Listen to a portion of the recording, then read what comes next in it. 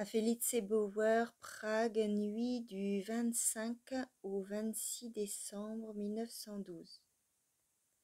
Le roman a de nouveau un peu progressé, je m'en tiens à lui puisque la nouvelle m'a congédié.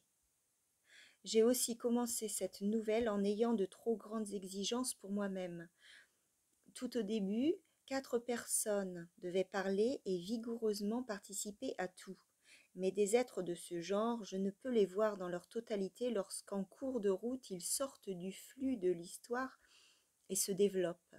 Tout au début, je n'en ai malheureusement maîtrisé que 2, et une fois que 4 personnages sont pressés d'entrer en scène alors que mon regard n'en voit que 2, il se produit une triste confusion, littéralement sociale. Ces deux-là veulent et ne veulent pas se faire démasquer. Mais comme mon regard se perd, il capte peut-être les ombres de ces deux-là. En revanche, les 2 personnages bien campés commencent à devenir plus flous dans cet abandon provisoire et en fin de compte, tout s'écroule. Dommage. Mais à présent, je suis vraiment trop fatiguée. Je n'ai absolument pas dormi durant cette journée du fait de toutes sortes de dérangements. Les jours ouvrés, je dors bien plus. J'ai tant de choses à te dire et voici que la fatigue coupe la vanne. Si seulement, au lieu de continuer à écrire mon roman, je t'avais écrit à toi ce que je voulais tant. J'avais une telle envie de commencer ma lettre ainsi, de préparer mon écriture ainsi, que je me serais mise à embrasser de part en part le papier qui parviendra entre tes mains. Et voici que je suis fatiguée et morne, et plus que de baisers, j'aurais besoin de ton regard vif, comme on le pressent sur la photographie d'aujourd'hui. Aujourd'hui, je ne te dis que ce que je trouve à redire sur cette photo. Ton regard ne veut pas me rencontrer, il passe toujours au-dessus de moi. Je tourne la photo dans tous les sens, mais tu trouves toujours une possibilité de regarder ailleurs, et calmement, comme avec une attention mûrement réfléchie, de regarder ailleurs. J'ai toutefois la possibilité de tirer tout le visage vers moi en l'embrassant, et je le fais, et vais le faire encore une fois juste avant de m'endormir, et je le referai quand je me réveillerai. Si cela vaut la peine d'en parler, ma bouche t'appartient entièrement.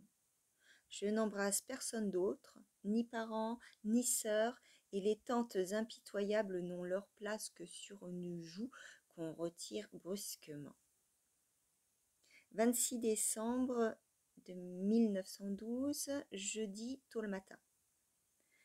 J'ai enfin ta photo comme je t'ai vue, non pas à dire vrai telle que je t'ai vue d'abord, sans veste, tête nue, sans l'armature d'aucun chapeau, mais telle que je t'ai perdue devant la porte de l'hôtel, telle que tu étais à côté de moi quand j'ai traversé le Graben, et que je ne sentais aucune relation avec toi, alors que je ne demandais rien d'autre que la plus forte des relations.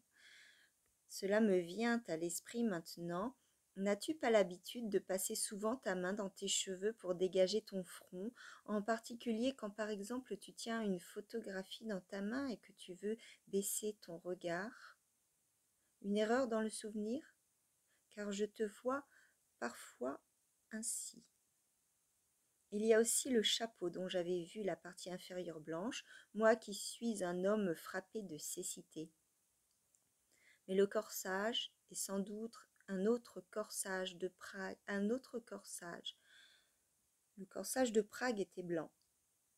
Maintenant que je t'ai embrassé, ton sourire est devenu un rien plus amical que par le passé. Que dis-tu, très cher enfant, du comportement de ton image?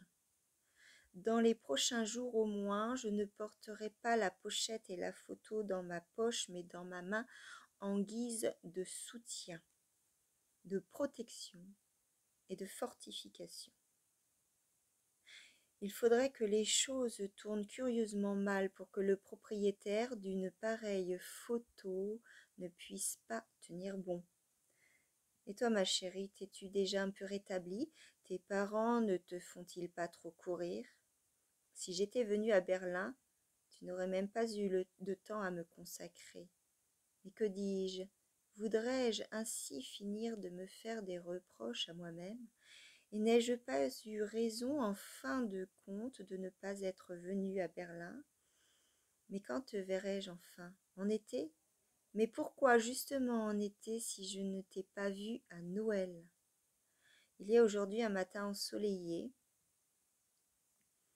J'ai assez dormi, mais je suis plus mal assurée que dans la nuit la plus profonde. J'aurais beaucoup à écrire à propos de ta mère. Je le réserve pour la prochaine lettre. C'est singulier.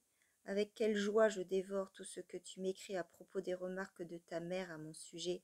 C'est en partie la joie d'être attaqué aussi haineusement, même si c'est avec les meilleures intentions, et d'être aussi puissamment et aimablement défendu.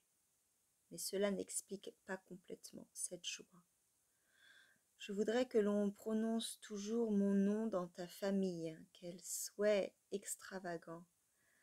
Mais à présent il est presque midi. Debout, debout. Adieu Felice, la photo dans la pochette, la lettre dans l'enveloppe et je cours à la gare pour la mettre dans la boîte. Franz. 6 juin, une carte de Noël de mon dernier sanatorium, arrivée en même temps que ta photo. Vois donc comment j'ai voulu me faire soigner avec une ruse tout à fait démoniaque par une croyance étrangère. Ça ne m'a guère aidée. Encore quelque chose de très urgent qui me passe par la tête. N'as-tu pas, ma chérie, fini par donner à ta sœur ce corsage que tu as autrefois porté à Prague?